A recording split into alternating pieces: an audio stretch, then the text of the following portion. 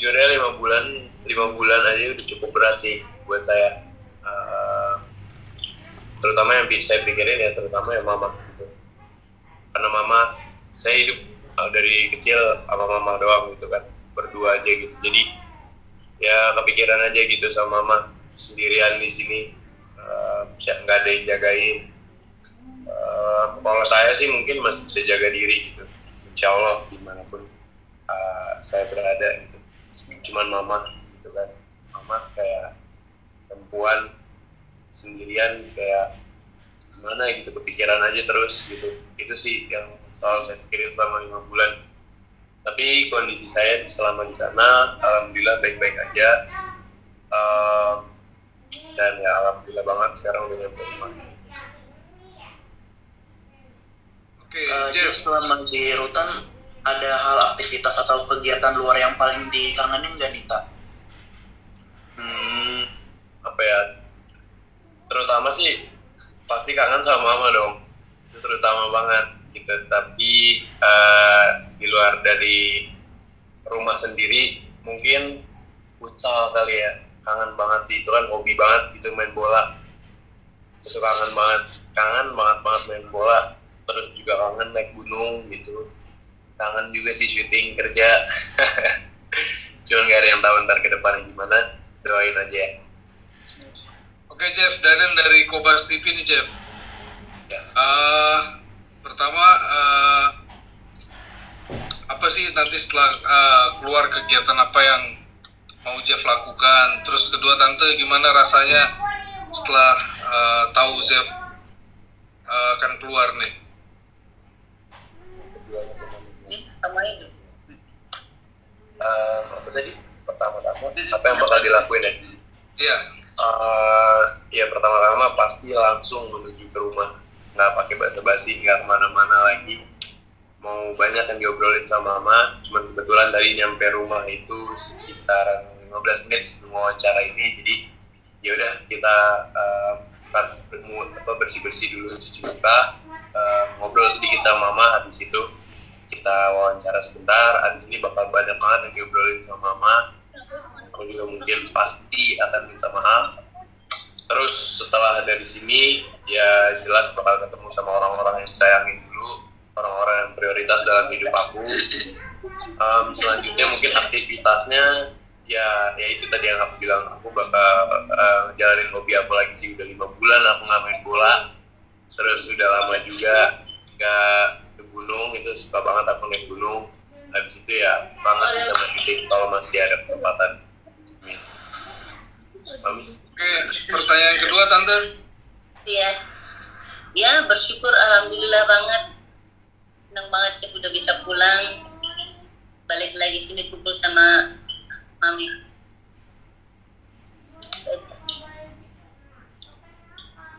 Pak Jeff, boleh diceritain dong Kak, apa namanya di dalam penjara, di dalam sana kemarin itu gimana Kakak dari makannya mungkin, terus tidur Kakak dan aktivitas lainnya, ada kesulitan nggak sih Kak? Kalau kesulitan ya jelas ya awal-awal ya pasti kan, kita namanya manusia yang tadinya biasanya kita di rumah tidur cukup enak, terus ketemu sama orang-orang yang disayangin sebebas itu aja gitu, maksudnya nggak ada batasan sama sekali. Sementara di sana kita sendiri harus mulai beradaptasi gitu, kita harus jalanin hidup sendiri gitu kan kurang lebihnya.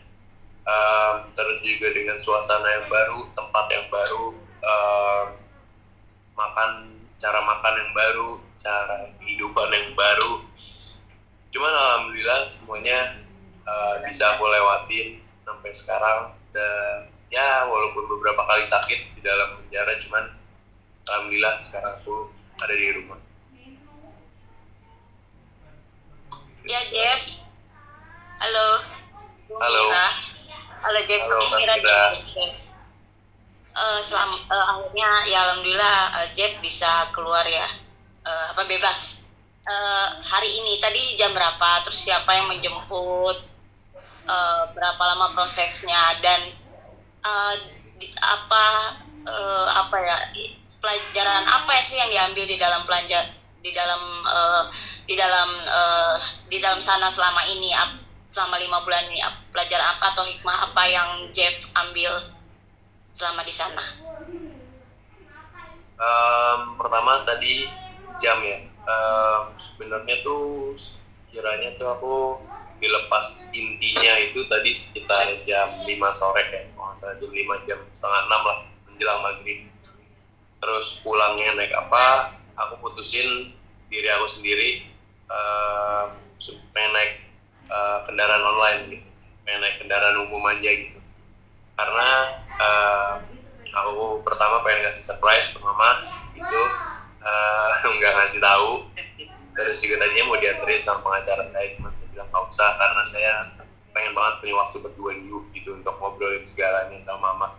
Terus juga udah keburu malam juga, takutnya ngeganggu gitu. Terus pelajaran apa ya misalnya?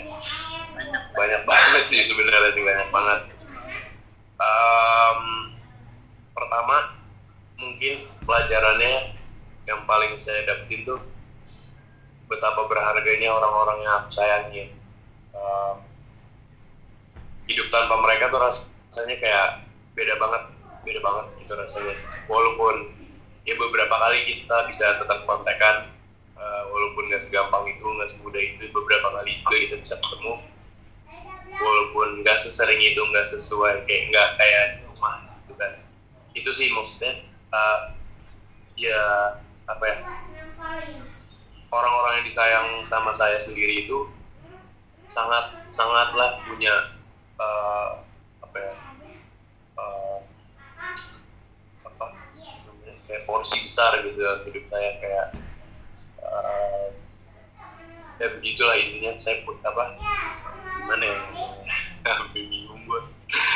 Aduh, intinya gimana ya, kayak ya gue kayaknya nggak bisa hidup gitu tanpa mereka, orang-orang yang gue sayangin. Itu yang pertama. Yang kedua ya jelas gue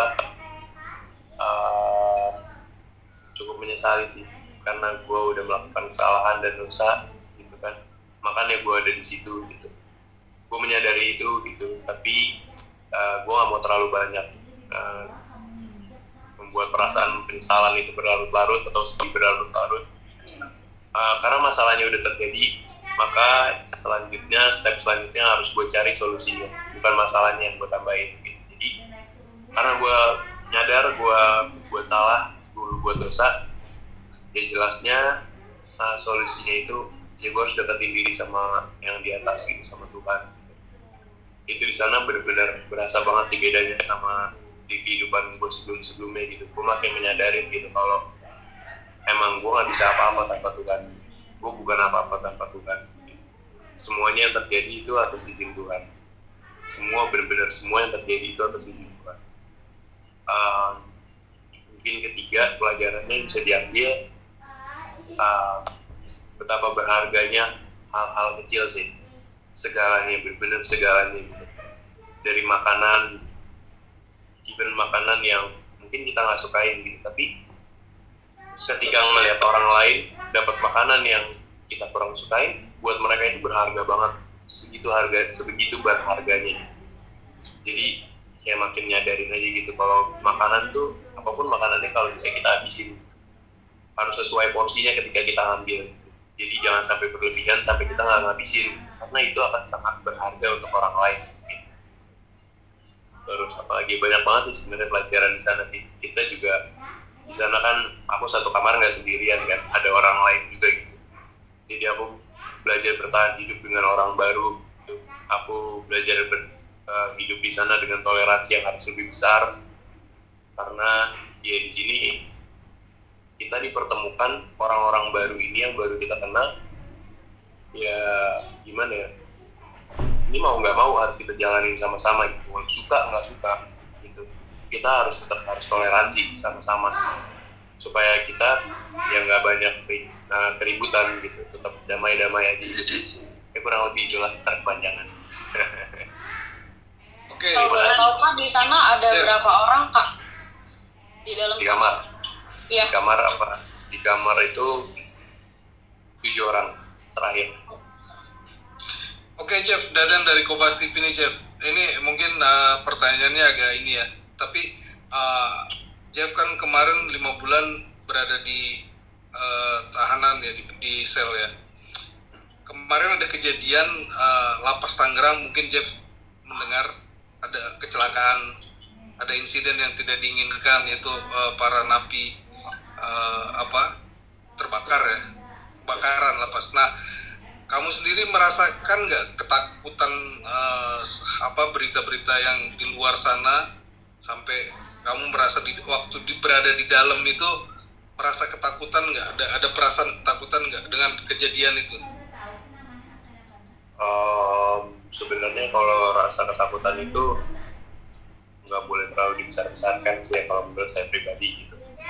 Karena rasa ketakutan itu sendiri sih yang bakal ngancurin diri kita.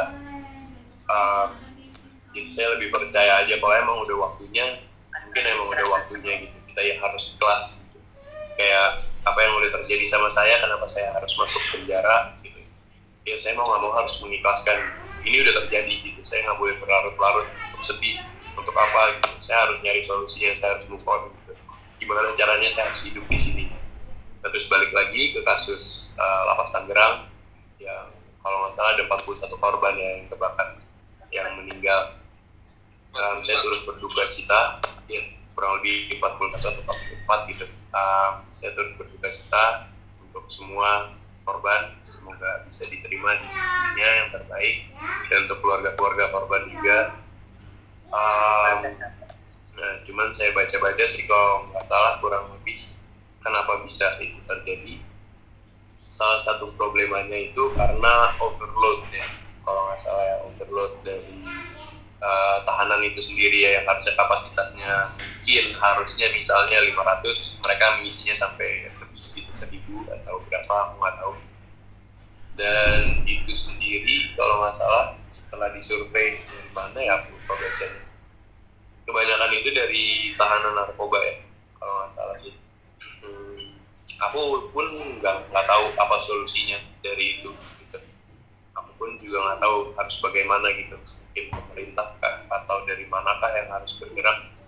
Cuman kayaknya pemerintah harus mikirin sih ke depannya supaya kapasitas di penjara itu nggak terlalu overload, jadi kecelakaan atau eksiden yang seperti itu bisa diminimalisir. Kalau Jeff sendiri di sel itu over kapasitas nggak Jeff? Menurut Jeff sendiri? Di kamar aku sendiri ya? Iya. Alhamdulillah nggak sih, aku cukup pas gitu. Mungkin emang kapasitas dari kamar itu sendiri mungkin maksimal 8 orang kalau nggak salah sih. Dan aku ada di 7 orang gitu, jadi menurut aku cukup gitu.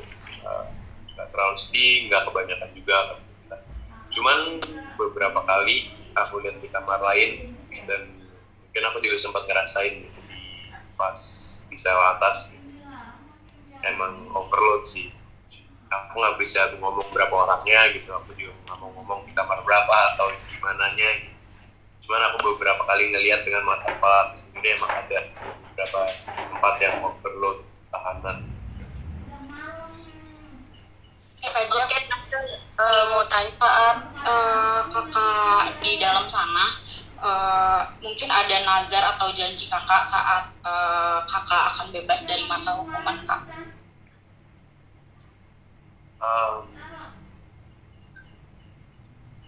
Apa ya? Kalau nazar itu sendiri kayaknya nggak begitu banyak sih kak. Mungkin aku lebih ke banyak ke berdoa aja sih, maksudnya semoga aku bisa secepatnya pulang dari sini, bisa kumpul lagi sama keluarga, bisa dikasih kesempatan lagi gitu untuk membuktiin kalau aku bisa lebih baik dari ini, aku nggak ngulangin kesalahan lagi. Terus sempet sih nyoba untuk sholat tahajud gitu, aku punya target sendiri. Cuman untuk nazar sendiri ya yang paling diingin sih itu sih. Kalau untuk nazar sih nggak ada sih, katanya lebih banyak ke berdoa aja. Kak, Oke, setelah Tante. bebas ini mulai ada tawaran pekerjaan atau syuting-syuting belum nih Kak? Sampai saat ini belum ada sih Kak, belum ada kabar-kabar, belum dengar. Kira-kira ada rencana apakah kedepannya yang akan kakak lakuin setelah kakak bebas ini? Gimana? Maaf. Kedepannya nih ada rencana apa gitu kedepannya yang mau kakak lakuin setelah kakak bebas? Apapun bentuk aktivitasnya atau dalam pekerjaan? Apapun bentuk aktivitasnya. Kayak tadi yang aku bilang ya, pertama pasti aku bakal ke rumah dulu tanpa basa-basi. Pokoknya harus ketemu mama dulu, gimana pun caranya. Aku harus ngobrol dulu sama mama, aku harus bermalam di sini. Banyak yang harus aku obrolin, terutama minta maaf. Mungkin kedua, aku bakal ketemu sama orang-orang yang aku sayang dulu, gitu. Aku juga banyak yang harus aku omongin. Aku juga harus minta maaf sama mereka karena udah ngecewain. Ketiga, aku kangen banget sih sejujurnya sama hobi-hobi aku kayak futsal, main bola, naik gunung, itu sih kurang lebih. Terus kalau mungkin masih dikasih kesempatan ya, aku masih ingin kerja untuk syuting lagi sih. Tante, 5 bulan terpisah dengan Zep, apa sih yang Tante rasakan selama 5 bulan terpisah dengan Jeff itu apa Tante? Yang paling berat mungkin sebagai seorang ibu ke anak, apa Tante yang dirasakan yang paling berat? Yang paling berat ya pasti yang rasa khawatir ada ya, mikirin bagaimana anaknya di dalam sana, rasa kangen, rasa rindu. Biasanya hari-hari berdua sama Jeff nggak ada.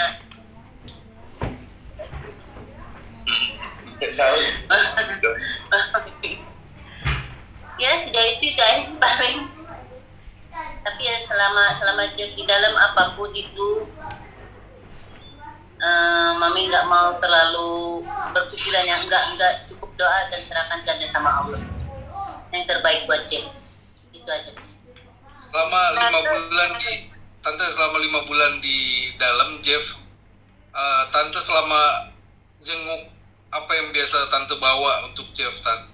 Dari makanan favoritnya atau apa gitu Tante? Rokok. Iya bener.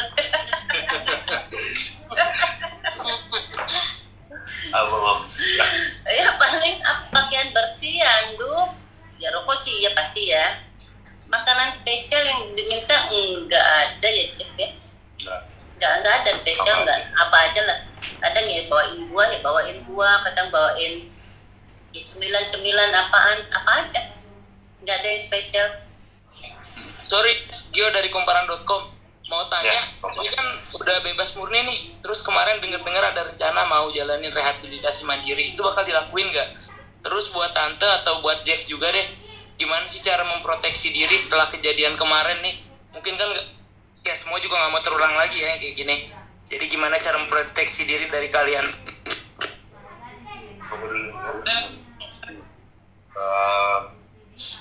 Untuk rehab mandiri ya, mungkin aku bakal ngejalanin sih, walaupun masih belum tahu di mananya gitu atau kapannya, tapi kemungkinan aku bakal ngejalanin di Tempat yang wanita waktu gitu itu. ya kemungkinan di wanita, tapi masih belum tahu juga, masih belum pasti. Terus tadi bagaimana ya cara mengantisipasinya supaya nggak terulang gitu ya. Terutama sih emang harus dari diri sendiri deh. Kayaknya nggak bakal ada yang bisa ngerubah gitu. Kalau diri sendirinya masih belum mau gitu. Terutama sih dari diri sendiri dulu. Terus mungkin dari lingkungan itu kita harus menyadari gitu mana emang yang baik, mana yang benar gitu, mana teman yang benar, mana teman yang baik, mana emang lingkungan yang kurang baik untuk aku dan karir aku dan masa depan aku, terutama keluarga aku gitu. Itu harus aku sadarin banget gitu. Karena mungkin dari diri sendiri emang mau berubah, cuman kalau aku masih berteman sama teman-teman yang mungkin masih ngajak aku untuk melakukan kesalahan yang sama, bandel, aku masih punya kesempatan untuk terpengaruh karena mereka. Jadi mungkin itu yang harus aku hindari juga ya, sama mungkin harus lebih berbanyak doa sama ibadah. I think that's all.